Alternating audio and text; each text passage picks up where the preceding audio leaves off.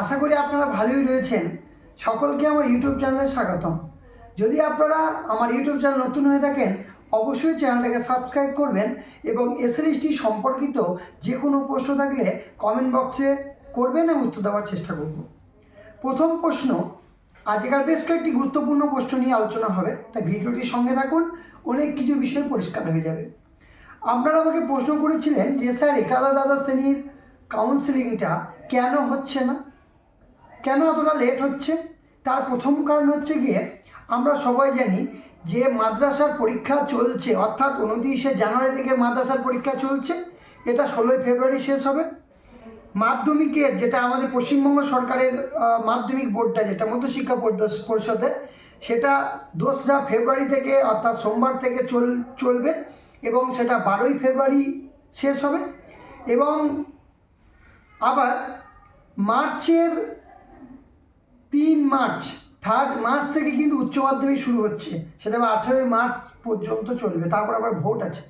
তো সমস্ত বিষয় ক্যালকুলেশন করে দেখা যাচ্ছে যে এই যে মাধ্যমিকের পরীক্ষাটা শেষ হবে, তারপরেই কিন্তু একাদশ দ্বাদশ শ্রেণীর কাউন্সিলিংটা শুরু হবে, ঠিক আছে? এবং এই কাউন্সিলিং ওরা অবশ্যই শেষ, মানে একটা বা দুটো কাউন্সিলিং করার চেষ্টা করবে উচ্চ মাধ্যমিক পরীক্ষা হওয়ার আগে। অর্থাৎ আমরা বলতেই পারি যে কাউন্সিলিং শুরু হচ্ছে মিড মান্থ অফ দ্য ফেব্রুয়ারি। এবার পরবর্তী প্রশ্ন, স্যার স্কুল যে লিস্টটা দেবে, অর্থাৎ কোন স্কুলে ভ্যাকান্সি খালি রয়েছে না খালি রয়েছে, এই যে লিস্টটা, সেটা কবে দেবে? সেটা দেখুন, মানে ফেব্রুয়ারির মাঝখান থেকে যদি কাউন্সিলিংটা শুরু হয় একাদশ দ্বাদশ শ্রেণীর, নিশ্চয়ই তার 2-4 দিন আগে থেকেই দিয়ে দেবে। অর্থাৎ আপনারা আশা করতে পারেন যে ফেব্রুয়ারির 10 তারিখের মধ্যে কিন্তু 10-11 মধ্যেই কিন্তু আমরা দেখতে পাবো, 10 তারিখে ধরে 9-10-11-র মধ্যেই আমরা দেখতে পাবো যে স্কুল যে লিস্টটা কিন্তু আমরা অফিসিয়াল ওয়েবসাইটে দেখতে পাবো। পরবর্তী প্রশ্ন, স্যার একাদশ দ্বাদশ শ্রেণীর জয়েনিংটা কবে হবে? দেখুন, একাদশ দ্বাদশ শ্রেণীর জয়েনিং অর্থাৎ প্রথম কাউন্সিলিংয়ে যারা সুযোগ পাবেন তাদের জয়েনিংটা অবশ্যই কাউন্সিলিং শেষ হওয়ার পর হবে। তাই কাউন্সিলিংটা যদি মিড মান্থ অফ দ্য ফেব্রুয়ারি হয়, তাহলে নিশ্চয়ই সেটা আমরা ধরতেই পারি যে এই ফেব্রুয়ারি মাসের শেষ দিকে এবং মার্চের শুরুতে কিন্তু জয়েনিং হয়ে যাবে। অর্থাৎ ভোটের আগে কিন্তু একাদশ দ্বাদশ শ্রেণীর একটা বা দুটো কাউন্সিলিংয়ের ওনারা চেষ্টা করবেন যে 2-3টে কাউন্সিলিংয়ে অন্তপক্ষে একাদশ দ্বাদশ শ্রেণীতে জয়েনিং করিয়ে দেওয়ার। তো জয়েনিং তো হয়ে যাবে ভোটের আগে, এটুকু নিশ্চিন্ত থাকুন। এবং নবম দশমের যেটা পেন্ডিং প্রশ্ন, কবে থেকে ভেরিফিকেশন শুরু হবে? যাই হোক, আমি আমার ভিডিওতে, অর্থাৎ আমি 2 মাস আগে থেকেই বলার চেষ্টা করছি, 2 মাস বলবো না, আমরা 1 থেকে 1.5 মাস আগে, 1 থেকে 1.5 মাস আগে থেকে আমি বলতে চাইছি যে নবম দশমের ভেরিফিকেশন হবে একাদশ দ্বাদশ শ্রেণীর কমপ্লিট হওয়ার পর, অর্থাৎ মিনিমাম একটা বা দুটো কাউন্সিলিং হওয়ার পর, তার আগে হবে না। কারণ ওনারা চাইছে, কমিশনও চাইছে যে নবম দশমে যে অর্থাৎ একাদশ দ্বাদশ শ্রেণীর যে শিক্ষকরা চাকরি পেয়ে গেলেন, তারা নবম দশমে যেন ভেরিফিকেশনে আর নতুন করে না এসে ভিড়টা না বাড়ায়, অর্থাৎ এখানে কিছু নতুনরা সুযোগ পাক অন্তপক্ষে, এইটাই চাইছে। তার জন্য একাদশ দ্বাদশ শ্রেণীর একটা বা দুটো কাউন্সিলিংয়ের জয়েনিং না হওয়া পর্যন্ত নবম দশমের কিন্তু ভেরিফিকেশনটা শুরু হবে না।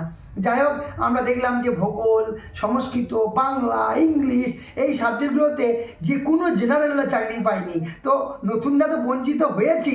যাই হোক, আর বঞ্চিত করতে চাইছে না, এর জন্য কিন্তু একটু লেট হবে এবং সপুরে মেয়াদ হলে তো হবে, নিশ্চিন্ত থাকুন, ভালো হবে, যেটা হবে ভালোই হবে।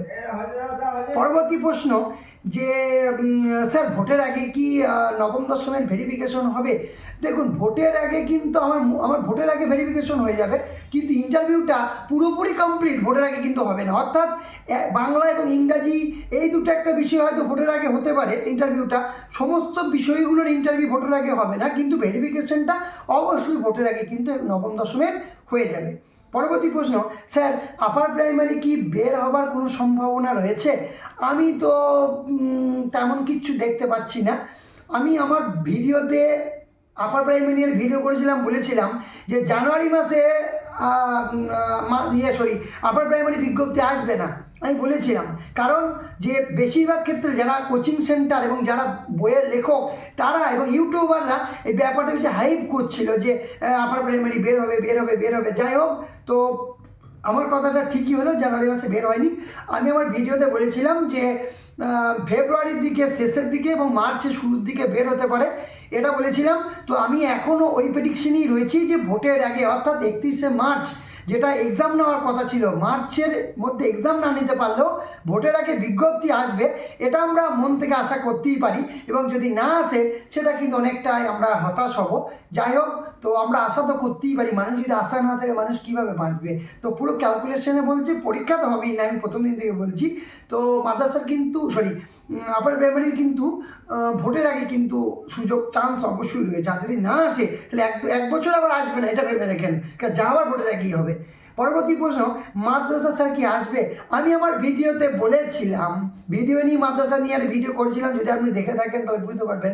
আমি বলেছিলাম যে মাদ্রাসার বিজ্ঞপ্তি আর আসবে না। তো আমি এখনও সেই ক্যালকুলেশনের ওপরই স্টিক রয়েছি যে মাদ্রাসার বিজ্ঞপ্তি আসবে না।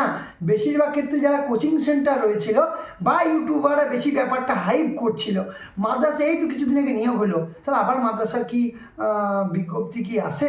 যাই হোক, আমি আর একটা কথা বলবো যে খুব তাড়াতাড়ি অর্থাৎ আজকাল এবং নেক্সট কয়েকদিন ধরে আমার একটা কাট অফের ওপর একটা সিরিজ ভিডিও আমি প্রকাশিত করব।